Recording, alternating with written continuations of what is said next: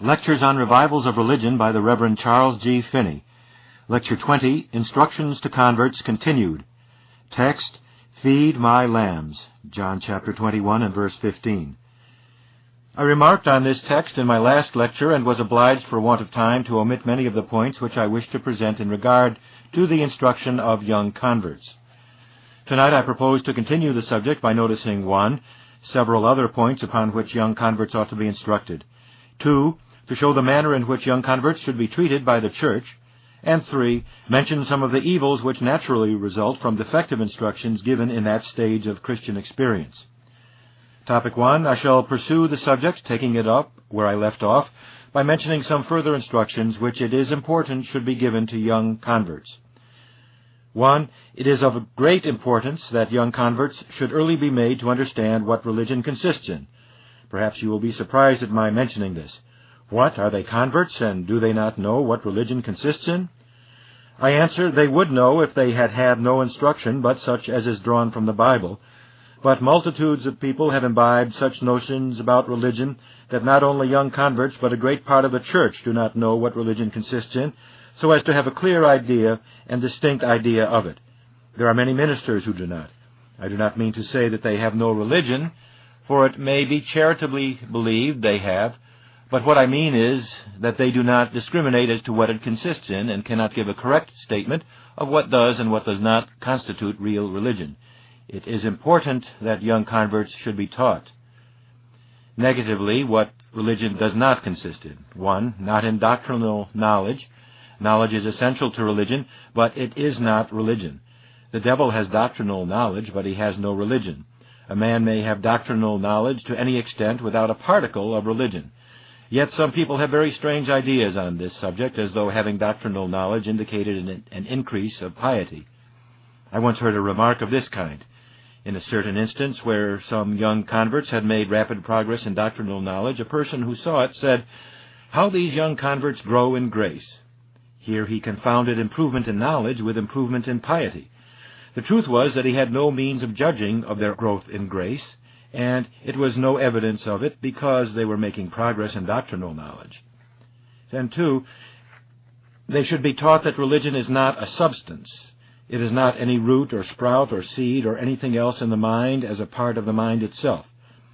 Persons often speak of religion as if it was something that may be covered up in the mind, just as a spark of fire may be covered up in the ashes, which does not show itself, and which produces no effects, but yet lives and is ready to act as soon as it is uncovered. And in like manner they think that they may have religion as something remaining in them, although they do not manifest it by obeying God. But they should be taught that this is not the nature of religion. It is no part of the mind itself or of the body, nor is it a root or seed or spark that can exist and yet be hid and produce no effects. 3, teach them that religion does not consist in raptures or ecstasies or high flights of feeling. There may be a great deal of these where there is religion, but it ought to be understood that they are all involuntary emotions and may exist in full power where there is no religion. They may be the mere workings of the imagination without any truly religious affection at all. Persons may have them to such a degree as actually to swoon away with ecstasy, even on the subject of religion, without having any religion. I have known one person almost carried away with rapture by a mere view of the natural attributes of God, His power and wisdom, as displayed in the starry heavens, and yet the person had no religion. Religion is obedience to God, the voluntary submission of the soul to the will of God. 4, neither does religion consist in going to meeting or reading the Bible or praying or any other of what are commonly called religious duties. The very phrase religious duties ought to be stricken out of the vocabulary of young converts. They should be made to know that these acts are not religion. Many become very strict in performing certain things which they call religious duties and suppose that is being religious, while they are careless about the ordinary duties of life, which in fact constitute a life of piety. Prayer may be an expression and an act of piety, or it may not be. Going to church or to a prayer meeting may be considered either as a means, an act, or an expression of pious sentiment, but the performance of these does not constitute a man a Christian. There may be great strictness and zeal in these without a particle of religion. If young converts are not taught to discriminate, They may be led to think there is something peculiar in what are called religious duties, and to imagine they have a great deal of religion because they abound in certain actions that are commonly called religious duties, although they may at the same time be very deficient in honesty or faithfulness or punctuality or temperance or any other of what they choose to call their common duties. They may be very punctilious in some things, may tithe the mint, anise and cumin, and yet neglect the weightier matters of the law, justice, and the love of God. 5. Religion does not consist in desires to do good actions. Desires that do not result in choice and action are not virtuous, nor are such desires necessarily vicious. They may arise involuntarily in the mind in view of certain objects, but while they produce no voluntary act, they are no more virtuous or vicious than the beating of the pulse, except in cases where we have indirectly willed them into existence by voluntarily putting ourselves under circumstances to excite them. The wickedest man on earth may have strong desires after holiness. Did you ever think of that? He may see clearly that holiness is the only and indispensable means of happiness. He naturally desires it. It is to be feared that multitudes are deceiving themselves with the supposition that a desire for holiness as a means of happiness is religion. Many, doubtless, give themselves great credit for desires that never result in choosing right. They feel desires to do their duty, but do not choose to do it because, upon the whole, they have still stronger desires not to do it. In such desires there is no virtue. An action or desire to be virtuous in the sight of God must be an act of the will. People often talk most absurdly on this subject as though their desires had anything good, while they remain mere desires. Quote, I think I desire to do so and so, but do you do it? Oh, no, but I often feel a desire to do it. This is practical atheism. Whatever desires a person may have, if they are not carried out into actual choice and action, they are not virtuous, and no degree of desire is itself virtuous. If this idea could be made prominent and fully riveted in the minds of men, it would probably annihilate the hopes of half the church who are living on their good desires while doing nothing for God. 6. They should be made to understand that nothing which is selfish is religion.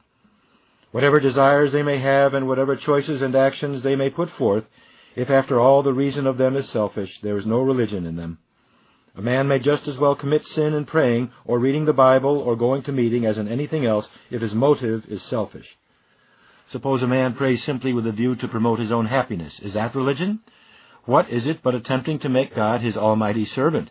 It is nothing else but to attempt a great speculation and put the universe, God and all, under contribution to make him happy. It is the sublime degree of wickedness. It is so far from being piety that it is in fact superlative wickedness. 7.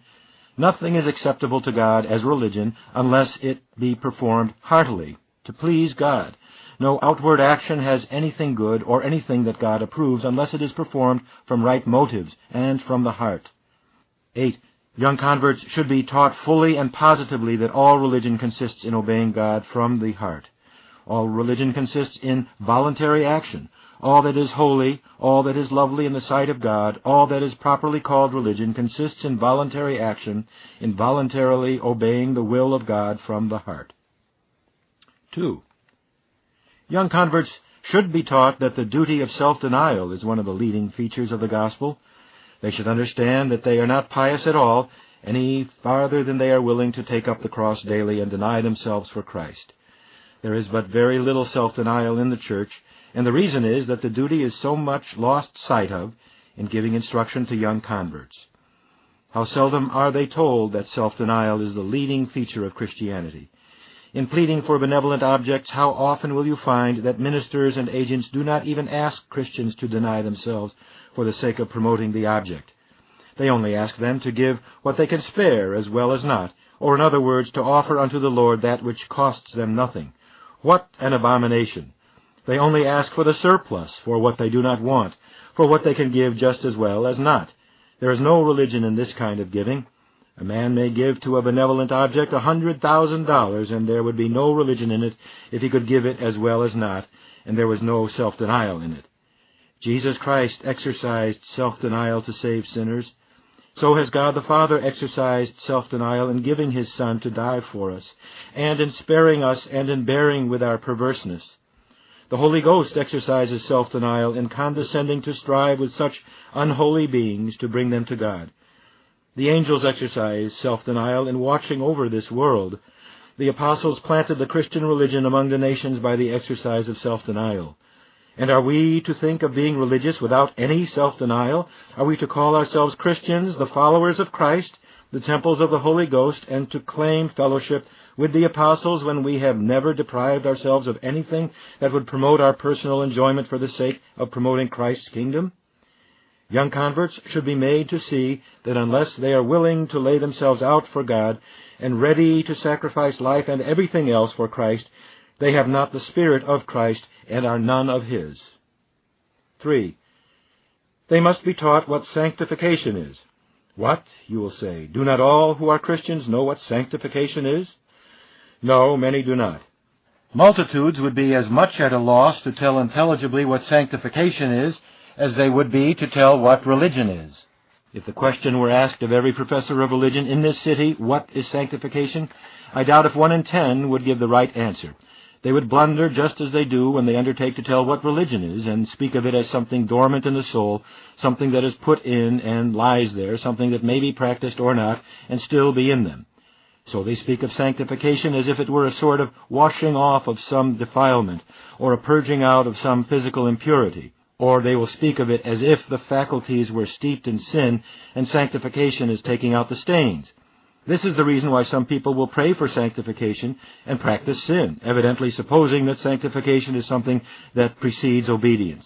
They should be taught that sanctification is not something that precedes obedience, some change in the nature or the constitution of the soul, but sanctification is obedience, and as a progressive thing consists in obeying God more and more perfectly and perpetually.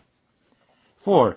Young converts should be taught so as to understand what perseverance is. It is astonishing how people talk about perseverance, as if the doctrine of perseverance was once in grace, always in grace, or once converted, sure to go to heaven. This is not the idea of perseverance. The true idea is that if a man is truly converted, he will continue to obey God, and as a consequence he will surely go to heaven. But if a person gets the idea that because he is converted, therefore he will assuredly go to heaven, that man will almost assuredly go to hell. 5. Young converts should be taught to be religious in everything. They should aim to be religious in every department of life and in all that they do. If they do not aim at this, they should understand that they have no religion at all. If they do not intend and aim to keep all the commandments of God, what pretense can they make to piety? Whosoever shall keep the whole law and yet offend in one point, he is guilty of all. He is justly subject to the whole penalty. If he disobeys God habitually in one particular, he does not in fact obey Him in any particular. Obedience to God consists in the state of the heart. It is being willing to obey God, willing that God should rule in all things. But if a man habitually disobeys God in any one particular, he is in a state of mind that renders obedience in anything else impossible. To say that in some things a man obeys God out of his respect to authority, and that in some other things he refuses obedience, is absurd. The fact is that obedience to God consists in an obedient state of heart, a preference of God's authority and commandments to everything else. If, therefore, an individual appears to obey in some things and yet perseveringly and knowingly disobeys in any one thing, he is deceived. He offends in one point, and this proves that he is guilty of all. In other words, that he does not, from the heart, obey at all. A man may pray half of the time and have no religion. If he does not keep the commandments of God, his very prayer will be hateful to God. He that turneth away his ear from hearing the law, even his prayer shall be abomination. Do you hear that? If a man refuses to obey God's law, if he refuses to comply with any one duty, he cannot pray. He has no religion. His very devotions are hateful. 6. Young converts, by proper instructions, are easily brought to be temperate in all things. Yet this is a subject greatly neglected in regard to young converts and almost lost sight of in the churches. There is a vast deal of intemperance in the churches. I do not mean intemperate drinking in particular, but intemperance in eating and in living generally. There is in fact but little conscience about it in the churches, and therefore the progress of reform in the matter is so slow. Nothing but an enlightened conscience can carry forward a permanent reform. 10 years ago, most ministers used ardent spirit, and kept it in their houses to treat their friends and their ministering brethren with. And the great body of the members in the church did the same. Now there are but few of either who are not actual drunkards that will do it. But still there are many that indulge without scruple in the use of wine. There are some ministers and many professors who will drink down wine that has as much spirit in it as brandy and water. This is intemperance. Chewing and smoking tobacco are mere acts of intemperance. If they use these mere stimulants when there is no necessity of it, what is that but intemperance? That is not being temperate in all things. Until Christians shall have a conscience on this subject and be made to feel that they have no right to be intemperate in anything, they will make but little progress in religion. It is well known, or ought to be, that tea and coffee have no nutriment in them. They are mere stimulants. They go through the system without being digested. The milk and sugar you put in them are nourishing, and so they would be just as much so if you mixed them with rum and made milk punch. But the tea and the coffee afford no nourishment. And yet I dare say that a majority of the families in this city give more in a year for their tea and coffee than they do to save the world from hell. Probably this is true respecting entire churches.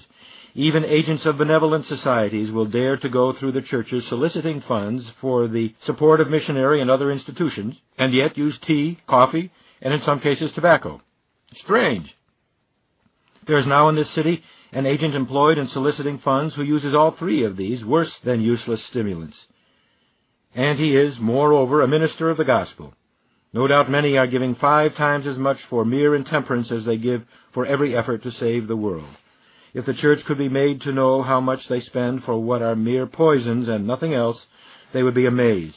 Sit down and talk with many persons, and they will strenuously maintain that they cannot get along without these stimulants, these poisons, and they cannot give them up. No, not to redeem the world from eternal damnation. And very often they will absolutely show anger if argued with, just as soon as the argument begins to pinch their consciences. Oh, how long shall the church show her hypocritical face at the monthly concert and pray God to save the world while she is actually throwing away 5 times as much for sheer intemperance as she will give to save the world? Some of you may think these are little things, and that it is quite beneath the dignity of the pulpit to lecture against tea and coffee. But I tell you, it is a great mistake of yours if you think these are little things when they make the church odious in the sight of God by exposing her hypocrisy and lust. Here is an individual who pretends he has given himself up to serve Jesus Christ, and yet he refuses to deny himself any darling lust, and then he will go and pray, "O Lord, save the world. O Lord, thy kingdom come." I tell you, it is hypocrisy. Shall such prayers be heard? Unless men are willing to deny themselves, I would not give a groat for the prayers of as many such professors as would cover the whole United States. These things must be taught to young converts. It must come to this point in the church that men shall not be called Christians unless they will cut off the right hand and pluck out the right eye and deny themselves for Christ's sake. A little thing? See it poison the spirit of prayer? See it debase and sensualize the soul. Is that a trifle beneath the dignity of the pulpit, when these intemperate indulgences of one kind and another cost the church 5 times, if not 50 times, more than all they do for the salvation of the world? An estimate has been recently made showing that the United States consumes $7 million worth of coffee yearly.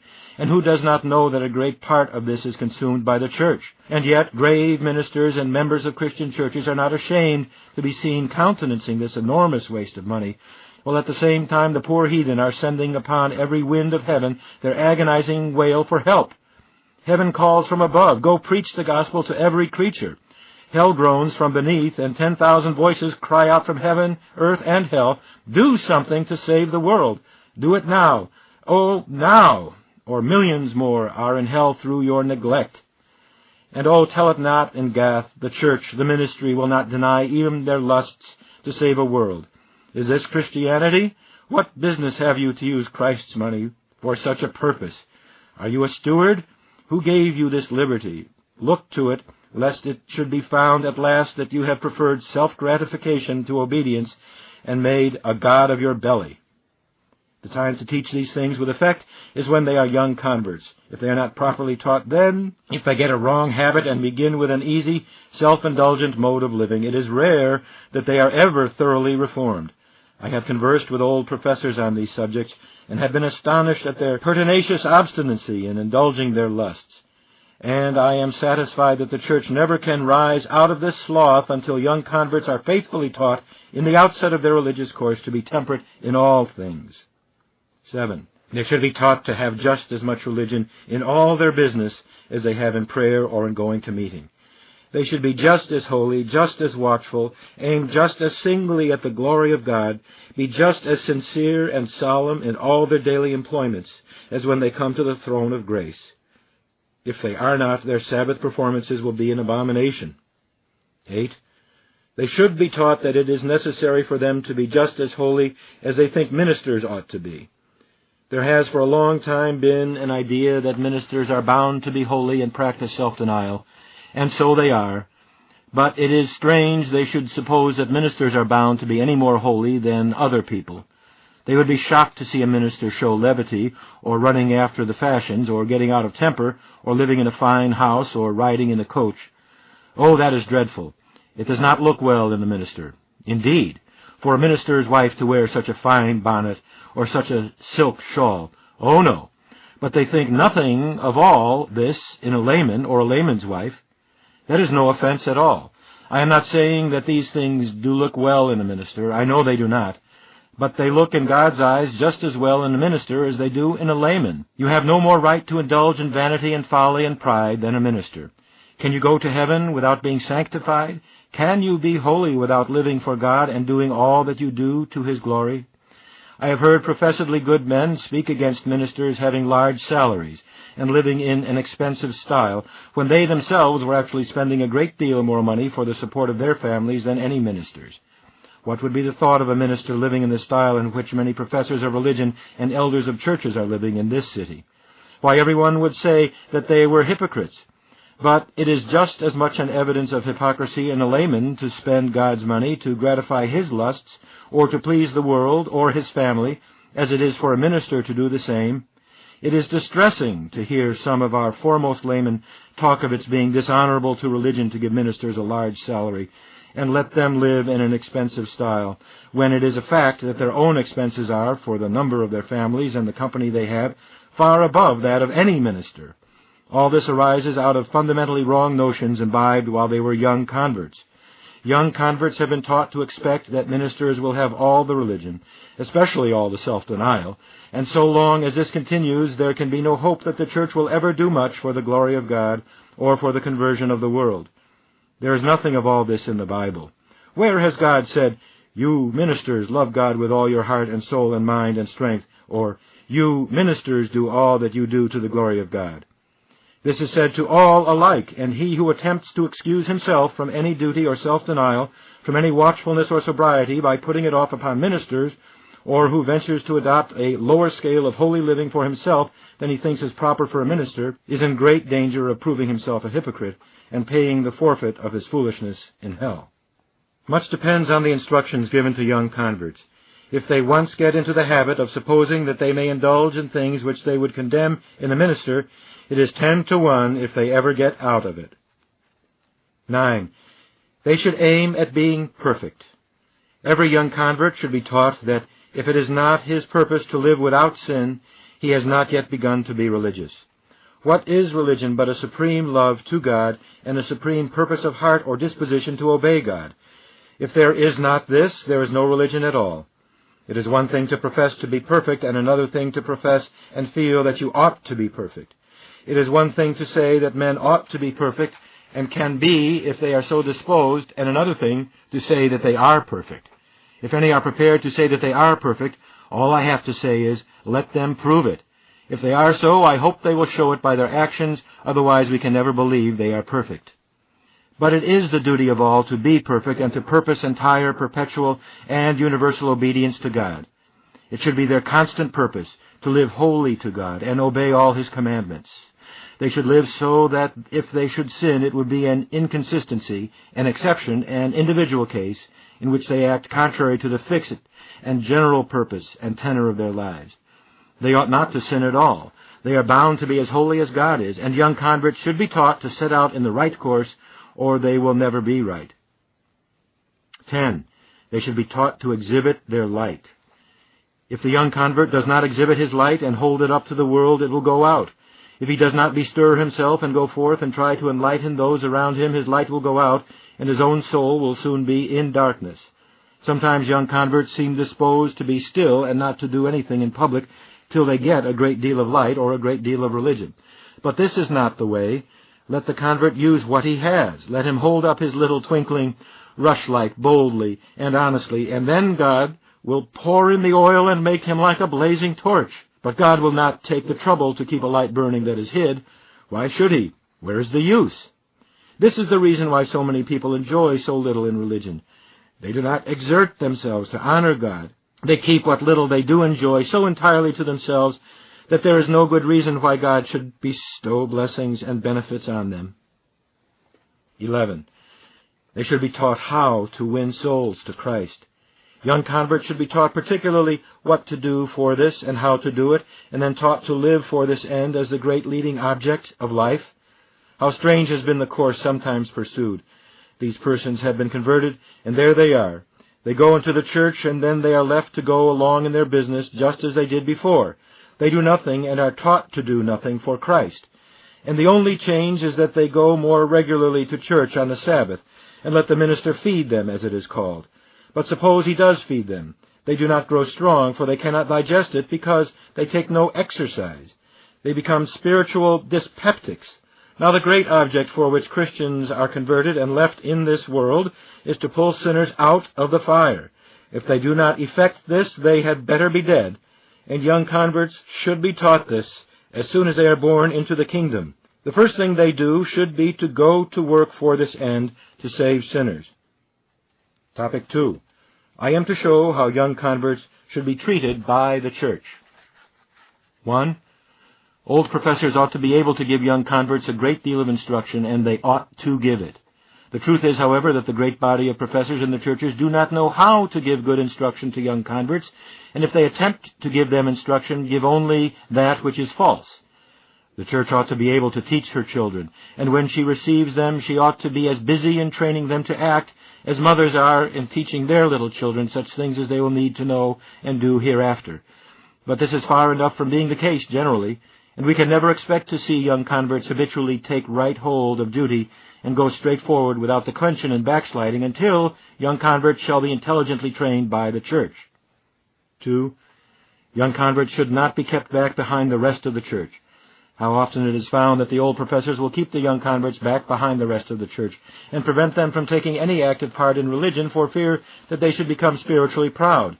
Young converts in such churches are rarely or never called on to take a part in meetings, or set to any active duty, or the like, for fear that they should become lifted up with spiritual pride. Thus the church become the modest keepers of their humility, and teach them to file in behind the old, stiff, dry, cold members and elders, for fear that if they are allowed to do anything for Christ, it will make them proud. Whereas the very way to make young converts humble and keep them so is to put them to their work and keep them there. That is the way to keep God with them, and as long as God is with them, He will take care of their humility. Keep them constantly engaged in religion, and then the Spirit of God will dwell with them, and then they will be kept humble by the most effectual process. But if young converts are left to fall in behind the old professors, where they never can do anything, they will never know what spirit they are of, and this is the very way to run them into danger of the worst species of spiritual pride. 3. They should be watched over by the church and warned of their dangers, just as a tender mother watches over her young children. Young converts do not know at all the dangers by which they are surrounded, the devices of the devil, the temptations of the world, the power of their own passions and habits, and the 1,000 forms of danger they do not know. And if not properly watched and warned, they will run right into danger. See that mother watching her child. Does she let it put its little hand in the candle, or allow it to creep where it will fall, because its own blindness and ignorance does not prevent it from desiring to do so? The church should watch over and care for her young children, just as mothers watch their little children in this great city, for fear the carts may run over them, or they may stray away and be lost, or as they watch them while growing up, for fear that they may be drawn into the whirlpools of iniquity. The church should watch over all the interests of her young members, know where they are, and what are their habits, temptations, dangers, privileges, state of religion in their hearts, spirit of prayer. Look at that anxious mother when she sees paleness gather around the little brow of her child, "What is the matter with you, my child? Have you eaten something improper? Have you taken cold? What ails you?" Oh, how different it is with the children of the church, the lambs that the Savior has committed to the care of his churches. Alas, instead of restraining her children and taking care of them, the church lets them go anywhere and look out for themselves. What should we say of a mother who should knowingly let her little child totter along the edge of a precipice? Should we not say she was horribly guilty for doing so, and that if the child should fall and be killed, its blood would rest on the mother's head? What, then, is the guilt of the church in knowingly neglecting her young converts? I have known churches where young converts were first totally neglected and regarded with suspicion and jealousy. Nobody went near them to strengthen or encourage or counsel them. Nothing was done to lead them to usefulness, to teach them what to do or how to do it, or open to them a field of labor. And then, what then? Why, when they find that young converts cannot stand everything and find them growing cold and backward under their own treatment, they just turn round and abuse them because they did not hold out. 4. Be tender in reproving them. When Christians find it necessary to reprove young converts, they should be exceedingly careful of their manner in doing it. Young converts should be faithfully watched over by the elder members of the church, and when they begin to lose ground or to turn aside, they should be promptly admonished and, if necessary, reproved. But to do it in a wrong manner is worse than not to do it. It is sometimes done in a manner that is abrupt, harsh, coarse, and apparently censorious, more like scolding than like brotherly admonition. Such a manner, instead of inspiring confidence or leading to reformation, is just calculated to harden the heart of the young convert and confirm him in his wrong courses, while at the same time it closes his mind against the influence of such censorious guardians. The heart of a young convert is tender and easily grieved, and sometimes a single unkind look will send them into such a state of mind as will fasten his errors upon him and make him grow worse and worse. You who are parents know how important it is when you reprove your children that they should see that you do it from the best of motives, for their benefit, because you wish them to be good and not because you are angry. Otherwise they will soon come to regard you as a tyrant rather than a friend. Just so with the young converts. Kindness and tenderness, even in reproof, will win their confidence and attach them to you, and give an influence to your brotherly instructions and counsels, so that you can mold them into finished Christians. Instead of this, if you are severe and critical in your manner, that is the way to make them think you wish to lord it over them. Many persons, under pretense of being faithful, as they call it, often hurt young converts in such a severe and overbearing manner as to drive them away, or perhaps crush them into despondency and apathy. Young converts have but little experience and are easily thrown down. They are just like a little child when it first begins to walk. You see it tottering along, and there it stumbles over a straw. You see the mother take up everything from the floor when her little one is going to try to walk. Just so with young converts. The church ought to take up every stumbling block and treat them in such a way as to make them see that if they are reproved, Christ is in it, and then they will receive it as it is meant, and it will do them good. 5. Kindly point out things that are faulty in the young convert which he does not see. He is but a child and knows but little about religion, and will, of course, have a great many things that he needs to learn, and a great many that he ought to mend. Whatever there is that is wrong in spirit, or unlovely in his deportment, or uncultivated in his manner, that will impede his usefulness or impair his influence as a Christian, ought to be kindly pointed out and corrected. To do this in the right way, however, requires great wisdom. Christians ought to make it a subject of prayer, of much prayer and reflection, that they may do it right, so as not to do more hurt than good. If you rebuke him merely for the things that he did not see or did not know to be improper, it will grieve and disgust him. Such instruction should be carefully timed. Often it is well to take the opportunity after you have been praying together, or after a kind conversation of religious subjects, calculated to make him feel that you love him and seek his good and earnestly desire to promote his sanctification, his usefulness, and his happiness. Then a mere hint will often do the work. Just suggest that such a thing in your prayer or your conduct as so-and-so did not strike me pleasantly. Had you not better think of it, and perhaps you will judge better to avoid the same thing again. Do it right, and you will help and do him good. Do it wrong, and you will do 10 times more hurt than good. Often young converts will err through ignorance.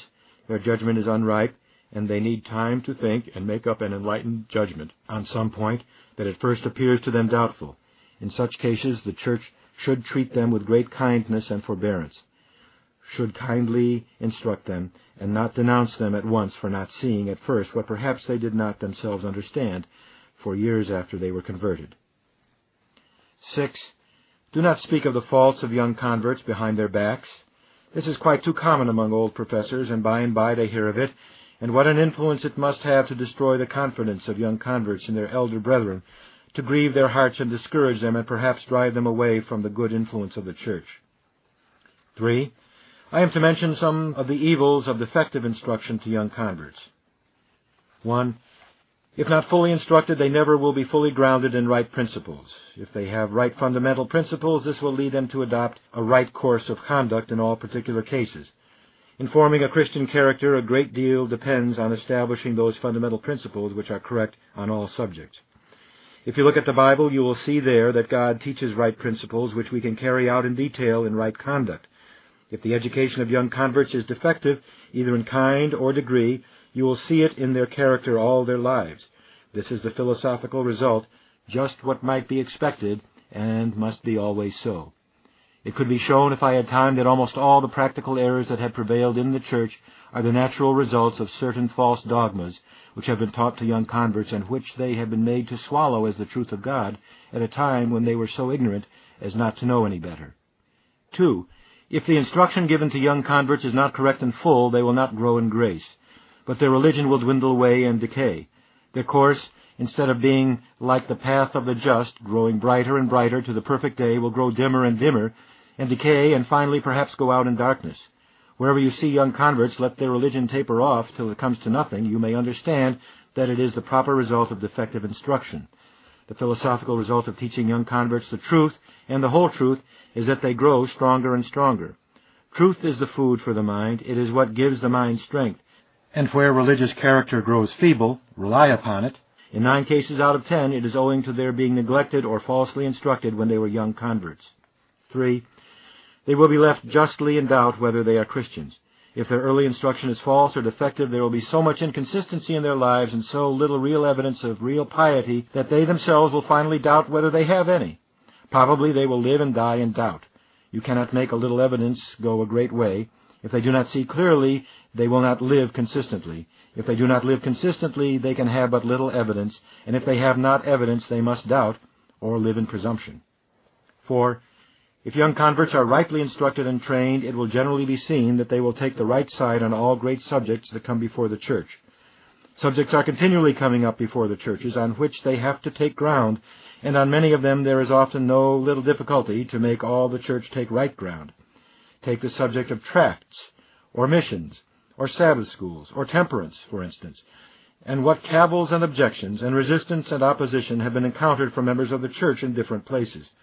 Go through the churches, and where you find young converts have been well taught, you never find them making difficulty, or raising objections, or putting forth cavils. I do not hesitate to charge it upon pastors and older members of churches that there are so many who have to be dragged up to the right ground on all such subjects. If they had grounded them well in the principles of the gospel at the outset, when they were first converted, they would have seen the application of their principles to all these things. It is curious to see, and I have had great opportunity to see, how ready young converts are to take right ground on any subject that may be proposed. See what they are willing to do for the education of ministers, for missions, for moral reform, for the slaves. If the great body of young converts from the late revivals had been well grounded in gospel principles, you would have found in them throughout the church but one heart and one soul in regard to every question of duty that occurs. Let their early education be right, and you have got a body of Christians that you can depend on. If it had been general in the church, oh, how much more strength there would have been in all her great movements for the salvation of the world. 5. If young converts are not well instructed, they will inevitably backslide. If their instruction is defective, they will probably live in such a way as to disgrace religion. The truth, kept steadily before the mind of a young convert in proper proportions, has a natural tendency to make him grow up into the fullness of the stature of a perfect man in Christ Jesus. If any one point is made too prominent in the instruction given, there will probably be just that disproportion in his character. If he is fully instructed on some points and not in others, you will find a corresponding defect in his life and character. If the instruction of young converts is greatly defective, they will press on in religion no further than they are strongly propelled by the emotions of their first conversion. As soon as that is spent, they will come to a stand, and then they will decline and backslide. And ever after you will find that they will go forward only when aroused by some powerful excitement. These are your periodical Christians that are so apt to wake up in a time of revival and bluster about as if they had the zeal of an angel a few days, and then die away as dead and cold as a northern winter. Oh, how desirable, how infinitely important it is that young converts should be so taught that their religion will not depend on impulses and excitements, but that they will go steadily onward in the Christian course, advancing from strength to strength, giving forth a clear and safe and steady light all around. Remarks. 1. The Church is verily guilty for her past neglect in regard to the instruction of young converts. Instead of bringing up their young converts to be working Christians, the churches have generally acted as if they did not know how to employ young converts or what use to make of them. They have acted like a mother who has a great family of daughters and knows nothing how to set them to work, and so suffers them to grow up idle and untaught, useless and despised, and to be the easy prey of every designing villain.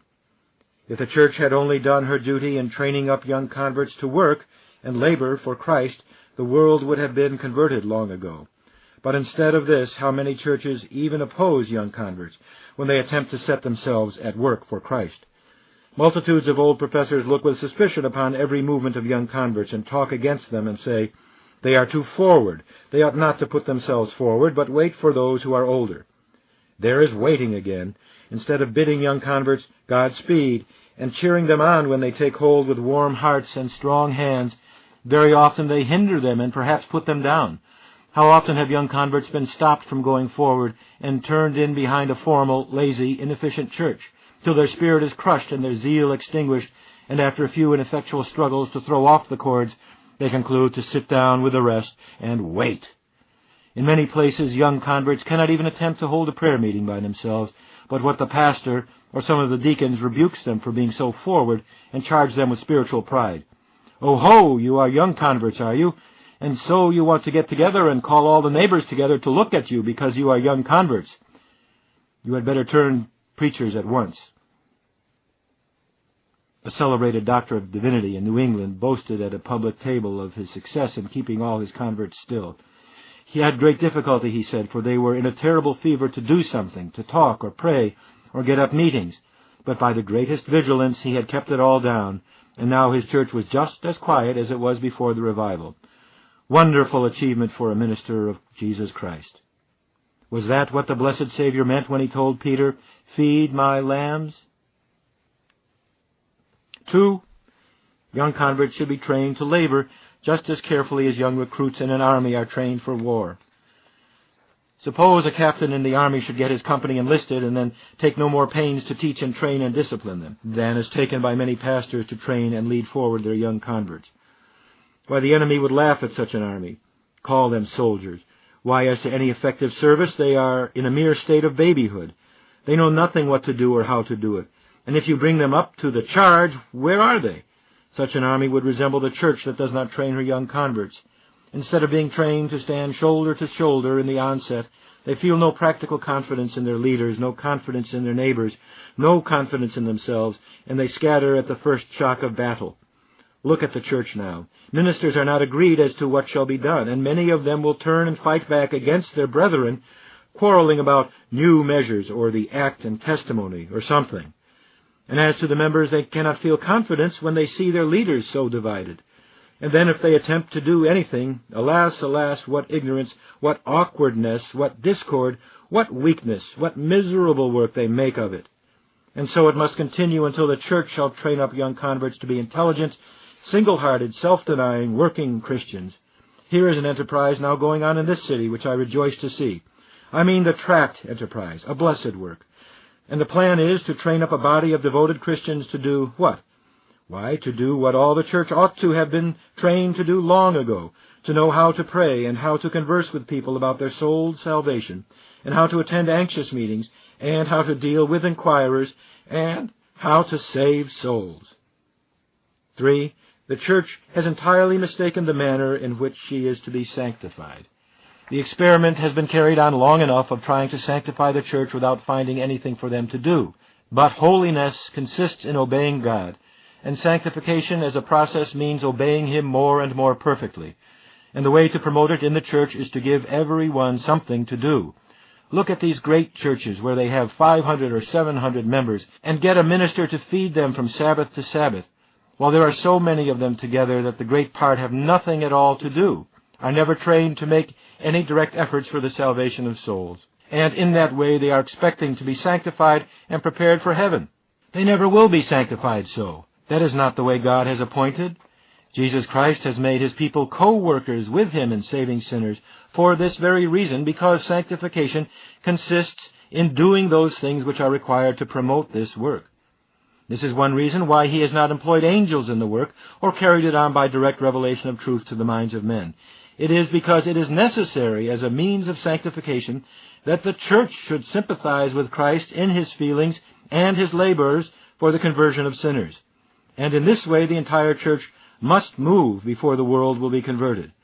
When the day comes that the whole church shall realize that they are here on earth as a body of missionaries, and shall live and labor accordingly, then will the day of man's redemption draw nigh. Christian, if you cannot go abroad to labor, why are you not a missionary in your own family? If you are too feeble even to leave your room, be a missionary there in your bedchamber. How many unconverted servants have you in your house?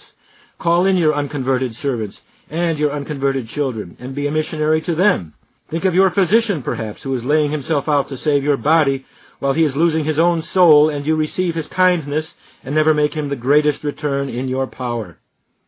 It is necessary that the church should take hold of her young converts at the outset and set them to work, and set them to work right. The hope of the church is in the young converts. 4. We see what a responsibility rests on ministers and elders and all who have opportunity to assist in training young converts. How distressing is the picture which often forces itself upon the mind, where multitudes are converted and yet so little pains taken with the young converts that in a single year you cannot tell the young converts from the rest of the church.